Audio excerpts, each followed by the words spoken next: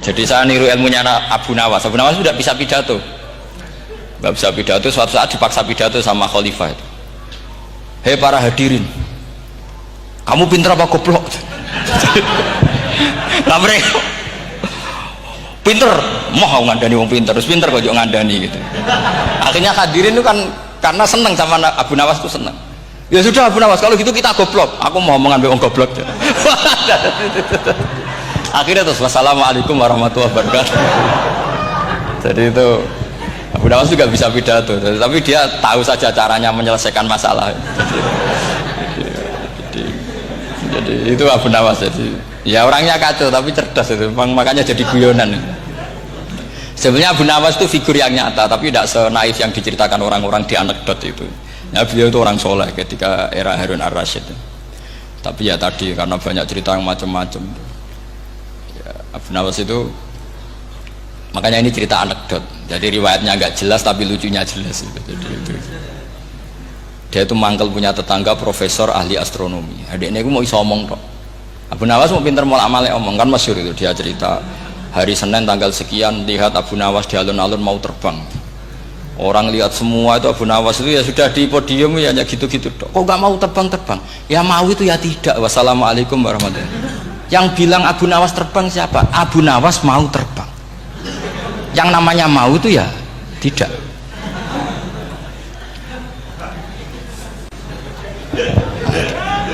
Pernah dia itu lomba sama Harun ar-Rasyid.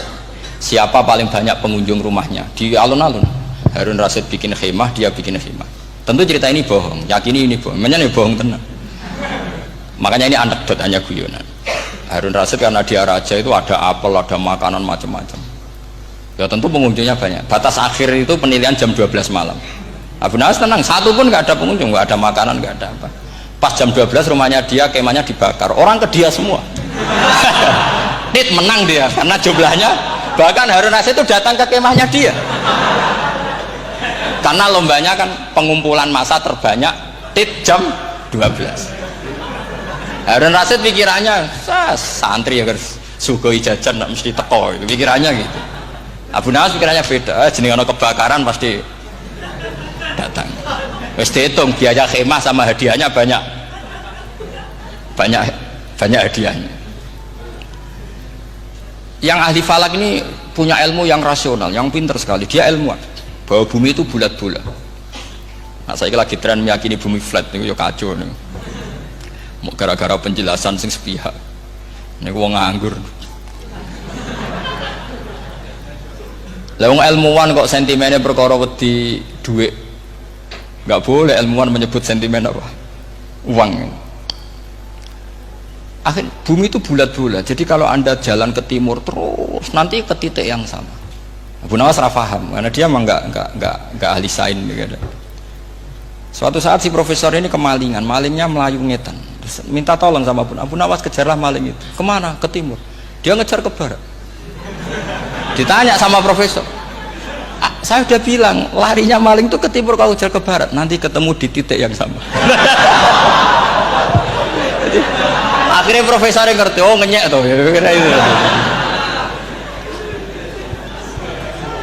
Jadi nah khawatir saya nanti kalau santri-santri tidak pinter ilmu terus pilihannya ilmu kayak Abu Nawas, jalan pintas tadi.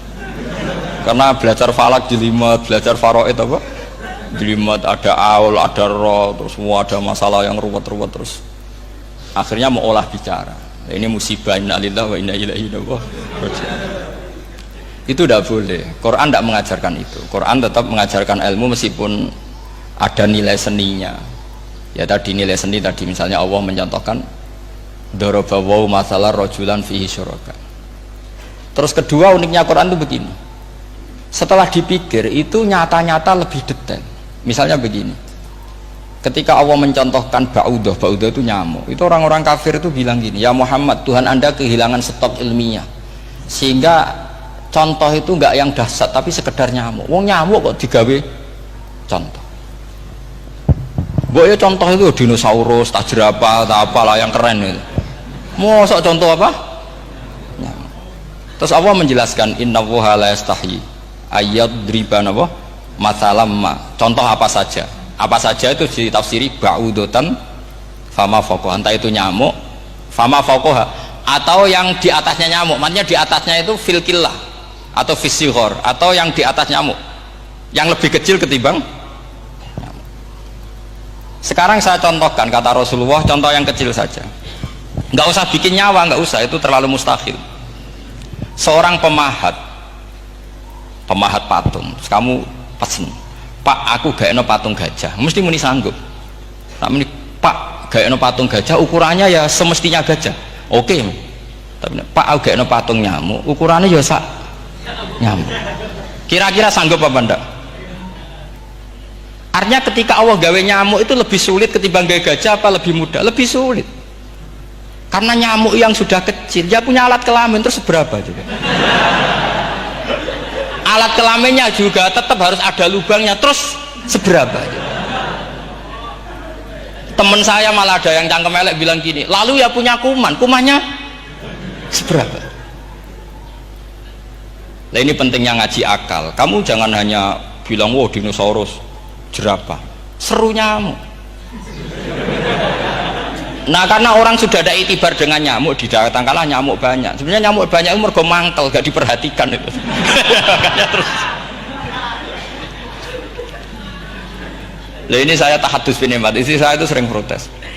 Istri saya kalau manggil saya Gus karena orang Jawa Timur, itu sama-sama jagongan itu, saya itu tidak pati sering digigit, namun ya digigit tidak sesering sampean, itu jelas.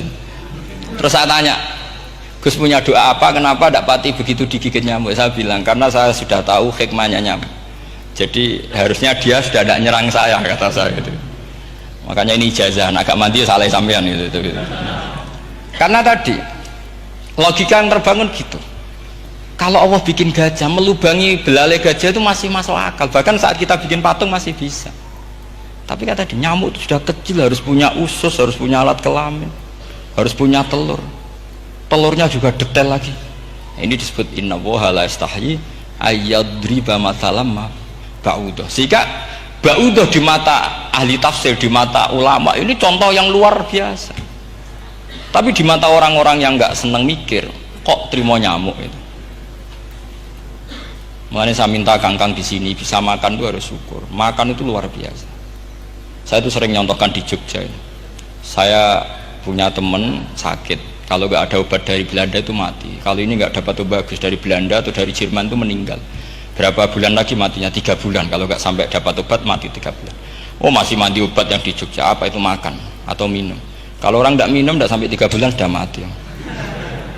Boy orang itu mikir seperti itu. Tapi kita ini kalau obat dari Jerman, dari Belanda itu hebat. Kalau enggak kita mati sebulan lagi, 3 bulan lagi. Allah bikin obat pada kita tiap hari, yaitu kita bisa makan, bisa minum. Itu kalau sekali nggak makan 5 hari bisa mati sama. Tapi kita kan ngakan tuh hal yang biasa, nak duit iso utang terus dianggap biasa. Ini kalau ulama masalah besar. Punya otak seburuk itu tuh masalah besar bagi ulama. Sehingga Allah tidak malu ketika ngendikan kulu wasrobu, tidak malu karena makan ini urgen, sangat penting.